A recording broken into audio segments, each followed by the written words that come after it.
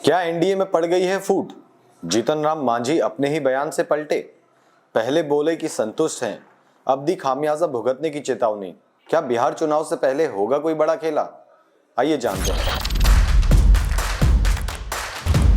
नमस्कार, आप देख रहे हैं हमरा बिहार और मैं हूं संदीप बिष्ट। बिहार विधानसभा चुनाव 2025 की तारीखें जैसे जैसे नजदीक आ रही हैं, सियासी पारा चढ़ता जा रहा है। एनडीए में सीट बंटवारे का ऐलान हो तो गया, लेकिन अब असंतोष के सुर खुलकर सामने आने लगे हैं। सबसे बड़ा धमाका किया है हम पार्टी के सुप्रीमो और केंद्रीय मंत्री जीतन राम मांझी ने। दिल्ली से पटना लौटते ही मांझी ने कुछ ही घंटों के अंतराल में 2 ऐसे बयान दिए हैं जिसने बिहार की राजनीति में भूचाल ला दिया है। आखिर क्या है पूरा मामला, चलिए आपको विस्तार से बताते हैं। रविवार शाम जब जीतन राम मांझी दिल्ली से पटना एयरपोर्ट पहुंचे तो मीडिया ने उन्हें घेर लिया। एनडीए में हुए सीट बंटवारे पर जब उनसे सवाल पूछा गया तो उन्होंने कहा कि उनकी पार्टी को 6 सीटें मिली हैं और वह इस फैसले से पूरी तरह संतुष्ट हैं। उन्होंने यह भी कहा, जब लोकसभा चुनाव में 1 सीट दी गई थी तब भी नाराजगी नहीं थी, जो मिला है उन पर लड़ेंगे, कोई शिकायत नहीं है। यह बयान सुनते ही लगा कि एनडीए में सब कुछ ठीक है और मांझी मान गए हैं। लेकिन कहानी में असली मोड़ इससे कुछ ही देर बाद आया।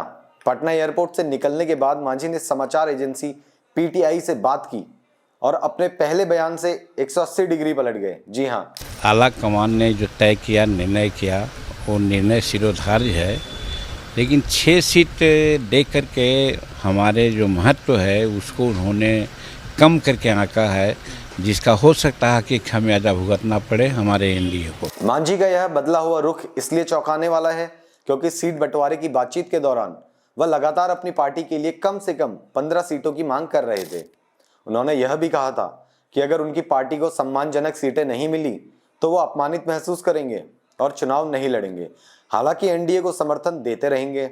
एनडीए के सीट शेयरिंग फॉर्मूले के तहत बीजेपी को 101 सीटें मिली हैं, जेडीयू को 101, एलजेपी रामविलास को 29 सीटें, मांझी को 6 सीटें, आरएलएम कुशवाहा की पार्टी को 6 सीटें।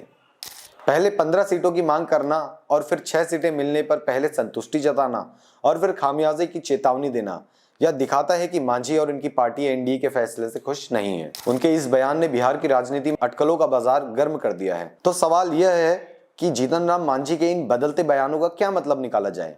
क्या यह सिर्फ दबाव बनाने की रणनीति है या फिर बिहार की राजनीति में कोई नया समीकरण बनने वाला है? क्या मांझी की यह नाराजगी एनडीए को चुनाव में भारी पड़ सकती है?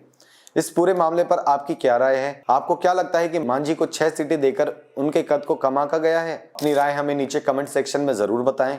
बिहार की राजनीति से जुड़ी हर छोटी खबर और सच्ची खबर के लिए देखते रहिए हमरा बिहार। अगर आपको यह वीडियो पसंद आया तो इसे लाइक शेयर करना ना भूलें। हमारे चैनल को सब्सक्राइब करें। धन्यवाद।